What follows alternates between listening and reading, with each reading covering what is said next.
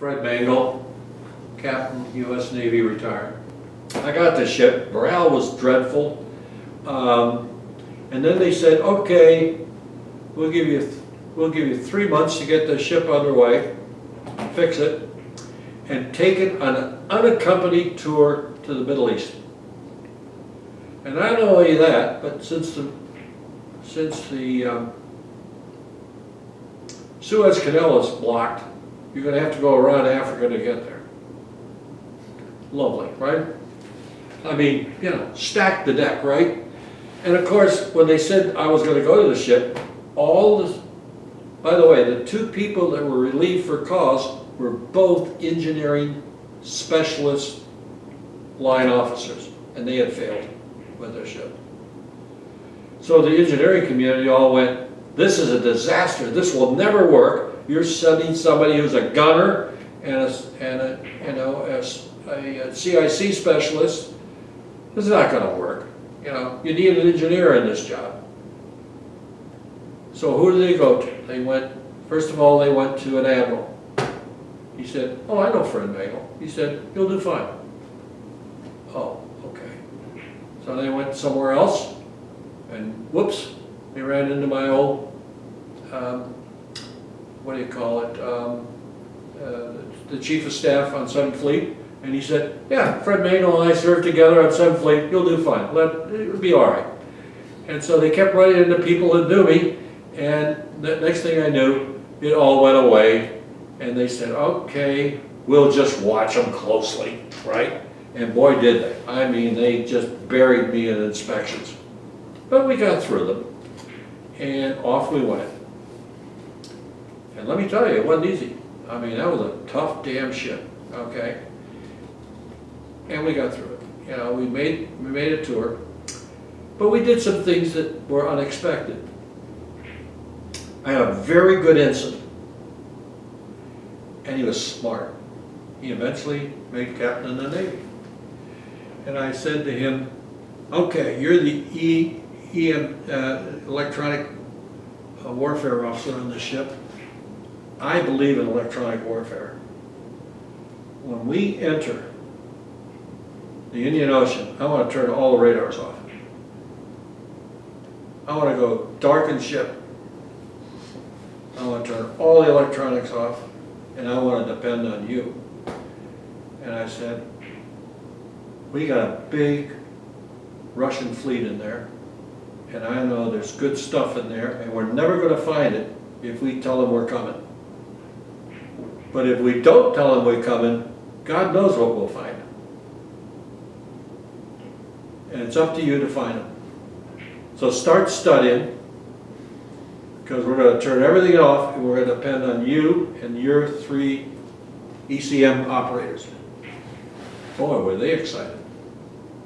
Now the radar men weren't. All of a sudden, they were going to be dependent on the ECM operators. We had a field day. How often does a destroyer find a submarine? Not very often. We also turned off our active sonar, and we went passive. And we had a nice sonar. We had a 29 sonar, big sonar. But we went passive. We found 6 submarines. When a French Atlantique thought they saw an Echo and a Charlie submarine off the Africa coast, everybody said, not possible. There's no way an Echo could get all the way from the northern part of the Arctic Sea all the way down past Europe, all the way past Western Africa, around the Cape, and into the Indian Ocean. There's no way that could happen. SOSUS would have seen them. Not possible. We said, yeah, it's possible, but you know, not likely, but it's possible. Let's see if we can find them. We found them. And we caught them. We did a patrol problem. We tracked them for 23 hours before we caught them. We used merchant lighting, and we caught them at first light, and with huge By the way, we also had a spook group aboard, but we wouldn't allow them to radiate anything. And we were able to take pictures at 150 yards with huge cameras and prove for the first time that there was an Echo 2 and an Echo 3. Nobody had ever seen an Echo 3 in the Navy before, and a Charlie 2. Nobody had ever seen a Charlie 2 before, anywhere. And for the first time, we were able to prove that anechoic coatings could be as thick as 10 inches. No one had ever proven that before. But we were so close, and with our big cameras, we were able to prove that. And we were able to prove where the Russians were counting ships off of the Persian Gulf, where they were doing it off the Red Sea, and how they were doing it when our carriers came in into the Indian Ocean. It was a lot of fun. And it was all because we turned everything off and did it passively. And, but it drove some senior officers a little crazy, because we said, okay, we're turning everything off, and we're not going to turn it on again unless you specifically order us to do it. We will not answer any messages unless you order us to go off of MCON. So they'd send us messages saying, tell us this, tell us that. We'd ignore it. Well, they get really angry, you know. They'd start saying, where are you? You know, ignore it. It was a lot of fun, really. Didn't do my what do you call it, much good. My what do you call it, fitness report from them. But it really made us feel good because we got a lot of work done. And we were able to predict. I went into Addis Ababa, not Addis Ababa, but into Massawa. And one of the guys I was at the Naval War College with was the commanding officer in Massawa. And we went in there, and a week before the Mideast Force flagship did. So the commander said, why don't you come over and we'll throw a little party for you at the Officers Club. So we did. Wow, the talk was impressive. The junior officers were basically rude to the senior officers at this party. Couldn't believe it. I couldn't believe it. I didn't want to embarrass my friend from the War College, but I thought, my God, this sounds like a coup that's about to happen, you know? But when we left, we were really busy, and we were trying to find these Russian submarines off of Somalia. So it was a week before I put out my intelligence report, which was a day after the flagship left Massawa. They put their intelligence report out a day before I did. They said, oh, everything's fine and dandy in Ethiopia. My report came out and said, stand by, looks very shaky, you know. And I explained why, and a week later, Haile Selassie was overthrown. But between mine coming out and Haile Selassie coming out, I got a real barn burner from the Admiral saying, what the hell are you doing sending out something like that? Right after I sent something out saying everything's fine. Well, I didn't see his thing. He didn't include me in his message to the world. You know, so I sent a thing saying, I never saw yours, and all I was doing is reporting what I saw, and I thought I explained it. And then, what, 4 or 5 days later, Haile Selassie is overthrown and killed, right? I mean, what do you say to that? You know, I mean, you know, gee whiz. Anyway, it was an interesting cruise. There's no explaining the Middle East until you've been there.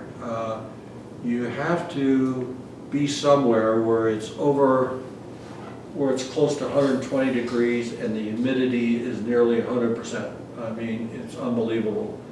I think rubbing shoulders with some of the people of Aramco and places like that was very, very informative. Very interesting part of the world. Thank God I don't have to live there. We went into Bandar Abbas on the Straits of Hormuz, in Iran. And of course the Shah was still around. And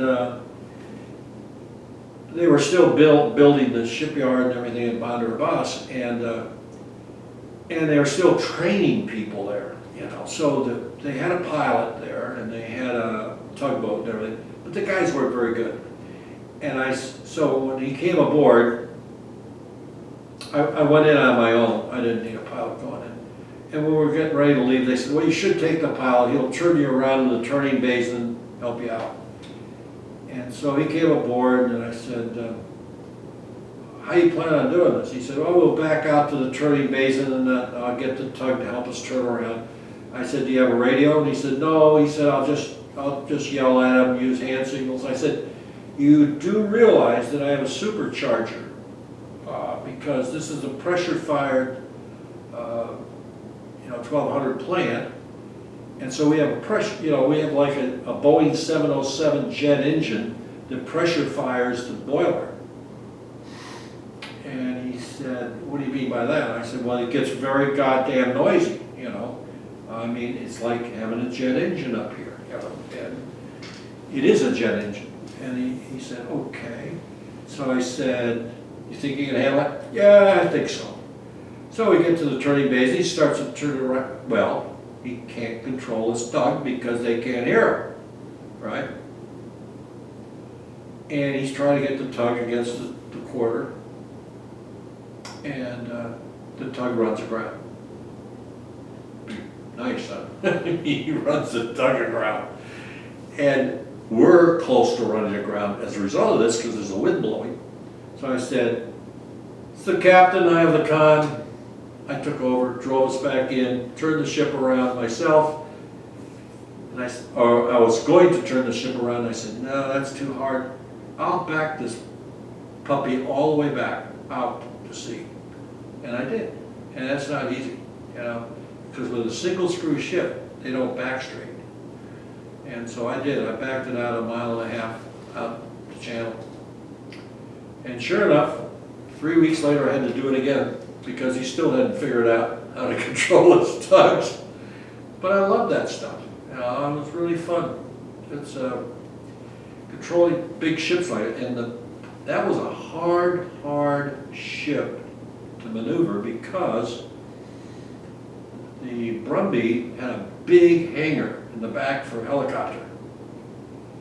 And it was like a big sail. And so when the wind was blowing from one side or the other, God, it was really tough control that ship, Whereas the Parsons was really easy because, it was old style destroyer, no helicopter stuff, You didn't have that big hangar,